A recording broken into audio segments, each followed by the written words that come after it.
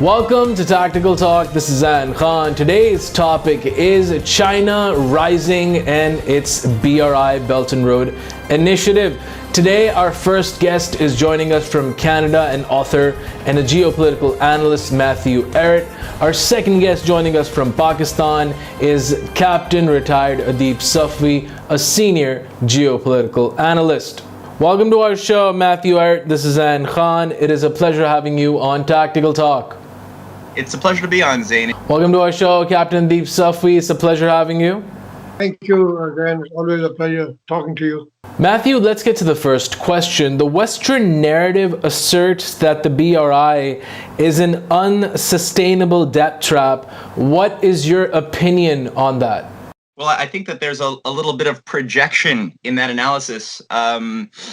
Psychologically speaking, I think that there's certain practices that the IMF, the World Bank, for many decades have been practicing on much of the developing sector. And if you look at much of the nations that have been incurring debts over the past decades in unsustainable quantities, whether it's Africa, whether it's Asia or beyond, or South America, it's primarily been through Western financial institutions. What China has been doing by extending the BRI projects around the world has been similar only in the sense that they've been extending loans.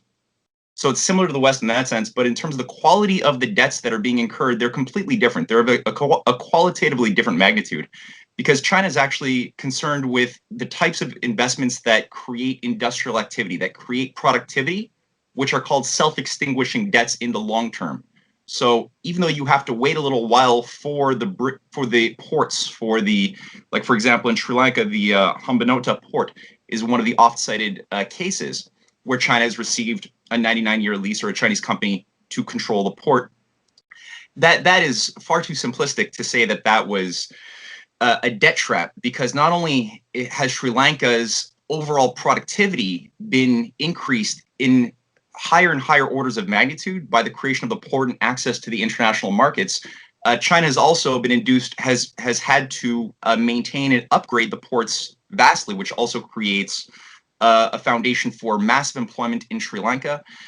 This is the case all across Africa as well, where we've seen actual electrical grids, real infrastructure and things which the West has not done. So over decades of loans to these poor countries, there has been, under conditionalities, no permission for these loans to go into hard infrastructure that allows these nations to stand on their own 2 feet. That's very different from China. And China's practice is to encourage these nations to develop full spectrum economies and ultimately stand on their own 2 feet over time. So it's a fallacious argument. Would you like to add something, Captain Safvi? Okay, just a different perspective to what just has been said, that up till now the world has seen IMF, World Bank and other Western agencies loaning out money under their terms and conditions. And of course, we are very familiar with the word called economic hitmen. So when they give out those loans and other things to the developing countries, they ensure that they do not get anything out of it, and as such, the loan continues to pile up, and they are not able to generate funds through the projects that they put it there, and hence there's a wide difference between the Chinese and the Western side, and that is not acceptable. That is pinching them hard, and that's why this false premise is being given that it's a death trap. Well said. Matthew, I understand what you're saying, but there are concerns on both the Chinese and the U.S. side regarding the South China Sea. How do you see it playing up in the near future, and how does it affect the BRI? Well, that's a very good question. As you know, Pompeo has been very active over the past week in Asia, and we've seen an increased amount of heightened aggression from certain forces in the Pentagon who are trying to put a lot of pressure on China, both through military activities, exercises. There's been 60 flyovers in the South China Sea area by the United States over the past month. We also have the U.S. performing which has a huge amount of military activity around China's perimeter in their own backyard. They're also inflaming tensions between China and their neighbors, whether it's Japan, Vietnam, South Korea, Malaysia, Indonesia, Philippines, you name it. If there's a little bit of territorial tension to be created, the U.S. currently, under the current policy, has been working to inflame that and create discord, divide, which Wang Yi, the foreign minister of China, called out very, very, I think, accurately this past week. I think the approach of China has been, over the BRI paradigm and the operating system, has been to diffuse tensions by creating foundations for mutual development and mutual trust through working on concrete projects. That is the only way you're going to be able to overcome conflict. So Wang Yi, as well as Yang Jiechi, have been mutually going for a massive tour. Wang Yi hit 8 different countries recently, going from Thailand, Singapore, Cambodia, Philippines, Malaysia, where free trade deals are being signed between China and Cambodia to defuse tensions there. Malaysia, there's investments by China to build the East Coast rail link. It's a 640-kilometer rail link, and just provide funds also on COVID, across the board COVID response relief.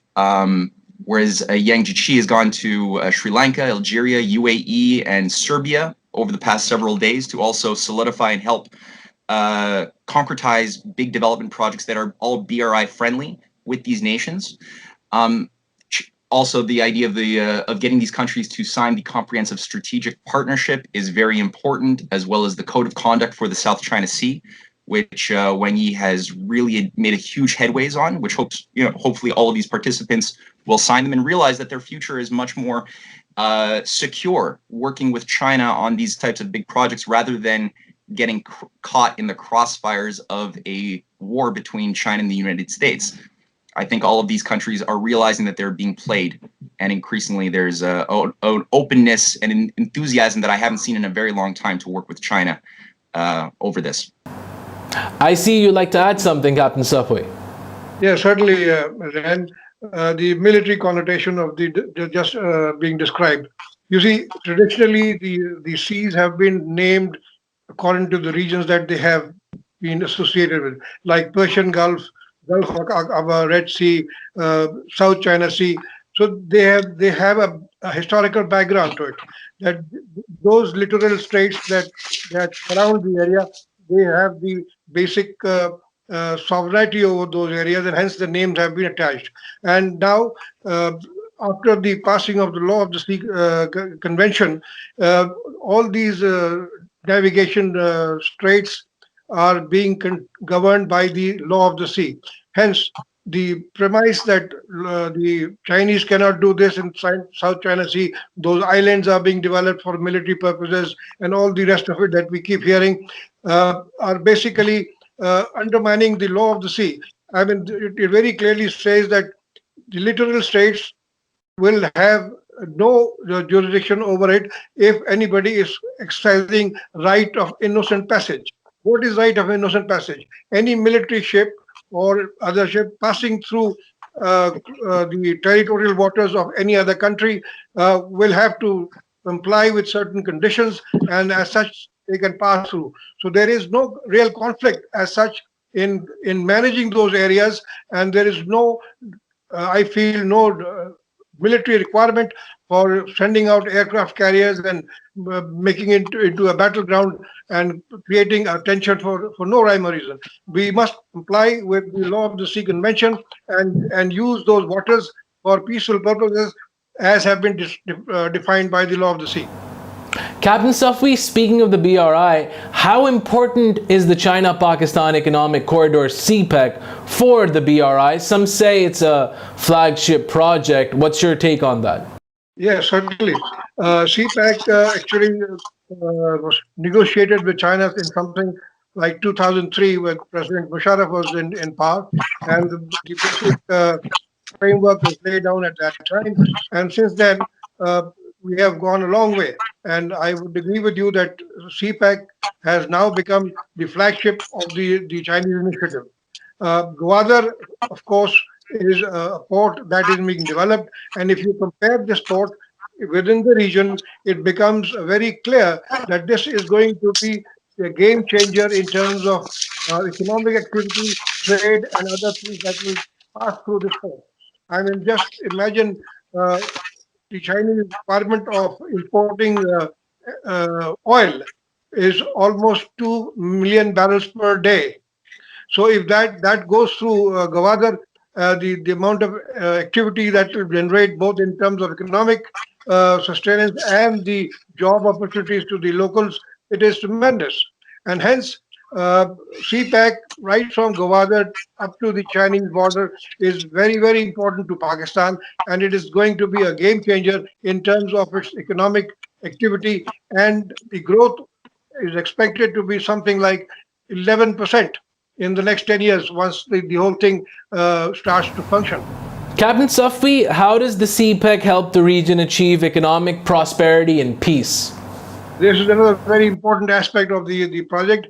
If you see recently, Chinese have gone into agreement with Iran and also are dealing with Tajikistan, Turkmenistan, and all the other regional states. And at the end of the day, we will have something like 40 states connected through this CPEC program, and all these countries will then become a power block, both in terms of economic power as well as in terms of strategic alignment with China. Hence, it is very, very clear to us, and also, I'm sure, clear to our adversary, India, because they are being hurt by this development. So I will maintain that this is going to generate a lot of economic activity between the regional countries, like 40 countries when they join together, and all the trade passes through various countries. They will be able to have access to their markets, and all. It is going to be very, very useful for the regional countries as well. Matthew, I'd like to get to a very important question. China's BRI has tended to be narrowly labeled as an East-West project uniting Europe with the Asian markets. However, it appears that an evolution of this project of global proportions is underway. Can you say something about the next phase about this project? Yeah, that's another excellent question, Zain. Yes, indeed, I think that narrow-minded people and analysts have tended to look at this project in a very simplistic East-West trade moving from Asia to the European markets through the Middle East. It's so much more than that, and I think we have to really take a Chinese perspective on this. And I remember when Xu Enlai, there's a story I'd heard when he was confronted with Henry Kissinger in the early 70s, and Kissinger asked him, "So what is your opinion on the French Revolution?" Xu Enlai famously said, "Well, it's too soon to say." And I think that was a really great window into the psyche of a real Chinese thinker, because they have a very long-term perspective here, which goes far beyond the horizons of many people in the West. And this is a comprehensive project which there are many nations of the world. I mean, there's about 135 that have signed on in various degrees with the BRI project. 17 nations in Latin America. Most of Africa has signed on in various ways to the BRI framework, Asia, and increasingly we're seeing the Arctic. I mean, the Polar Silk Road has taken on new life last year, which ties in very closely with the Russian Far East development strategies, extending the Maritime Silk Road so that it can harmonize with the vast infrastructure building that Putin is working on for Russia's underdeveloped Arctic regions. Also, the maritime passageway is going to increase fivefold, which would cut off about 10 to 20 days of shipping between China and Europe by moving through the Arctic Passage. Overall, I think that even people looking at the Middle East in a serious way should be very hopeful by the Iran-China strategic economic agreement, the development plan for $600 billion, which is just being finalized. This involves both economic and security aspects and ties very much into the international north-south trade corridor, which was originally created by Russia, India, and Iran back in 2003, which has taken on new life with the Polar Silk Road. It involves moving rail and other things, massive infrastructure through the Caucasus, which could be a big stabilizing force for a lot of the zones that are being lit on fire in Russia's soft underbelly. It also creates a framework for a long-term win-win cooperation where you get all these different nations to work together on projects that mutually benefit each other. And I think it's much more in harmony than people realize with the Belt and Road increasingly. Maybe it was more dissonant for a while some years ago, but I think it's moving in the same orientation. Africa as well has benefited immensely. And I think we're going to see that with the new Egyptian rail corridor. It's a 543-kilometer Chinese-financed rail corridor, high speed, from east to west, that there's going to be a major connection with the BRI projects through the Middle East and into Africa, where there's so many projects that are going to increasingly not be seen as piecemeal, but rather will blossom and interconnect, uniting continents and people increasingly over the coming decades. I think that this, barring certain massive disruptions in the world system, which are dangers. I mean, obviously, the chessboard has been thrown over on many occasions in world history, preventing the natural development of these sorts of orientations from happening. Barring that, if cooler heads can prevail, this is the orientation that humanity is facing, and we will have to choose to accept, I think, working on a multipolar framework rather than continuing on this no future unipolar agenda, which there's no win for humanity in that orientation. So I think the choice is going to have to be made sooner than later. Captain Safvi, with China economically and technologically rising, do you see a multipolar world in the near future? Okay, thank you, Zain. That's a very relevant observation, I would call it, not a question, because to my mind, China has already assumed the role of a superpower and it is already a multipolar world. And just to explain that, when I was in service and we were working on Chemical Weapons Convention in Geneva, Chinese delegate were very close to us and we worked together. And at that time, just like Matt, I'm reminded of that incident which gives their psyche. They said that there is no need for talking to me. There is no need for Captain to take any offensive posture against the Americans on every issue. Leave it for the time being and only take on those issues which are of national interest. And at that time, US had not even signed the Chemical Weapons Convention, and they were trying to impose their will on it. So that psyche is still there. All these years, Chinese have worked with head down, worked with very focused ideas and projects, and they have come up to a stage where they are now technologically, as well as economically, as well as militarily, are forced to reckon with. And this Chinese dragon, I would call it, is now waken up. The way they have handled the CPAC and OBRI projects and the way they have approached the other countries, making them see what they have in their mind and bringing them on the same page and making them feel part of the whole system is tremendous. And this is certainly not acceptable to the Americans. And that is why they fear. And last word on this, that the Chinese capability, technology and industry has risen to that extent that we will soon see the Americans and the Western industries closing down, and the lock that will be there on the industry will also be Chinese lock. So this is what I see in the future, that China is now a force to reckon with, and it is a multipolar world right away now. And the sooner the Americans realize it and start to negotiate, that there is no more space for their unilateralism. Multilateralism is there, and America is a threat to that. The moment they get back into the shoes, we will have no friction, and we will have a win-win situation for all.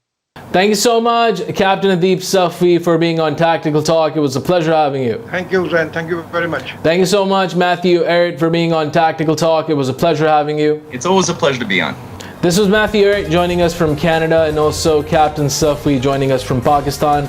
We were discussing China's BRI and its implications on global policy. Until the next episode of Tactical Talk, this is Zain Khan. Take care and goodbye.